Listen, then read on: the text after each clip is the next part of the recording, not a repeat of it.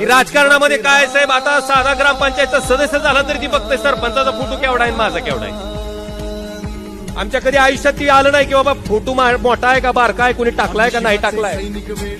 आम्ही आमच्या कार्यकर्तृत्वावर विश्वास ठेवतो की चला आपण जर काम करत असू प्रामाणिकपणे झटत असू तर 100% रोज एकच उद्देश असतो की दिवसाचं किमान 500-700 लोकांचं तरी मतदान रोज गोळा करायचं.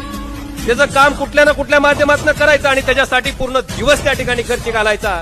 कारण सामान्य माणसाला केलेली मदत सामान्य माणूस कधीही विसरत नाही साहेब. अनेक लोक तुमच्या पार्टीतले मंत्री केले, आमदार केले, खासदार केले, काही काळापूर्वी तर सीएमच्या रेसमध्ये सुद्धा असलेली माणसं साहेब.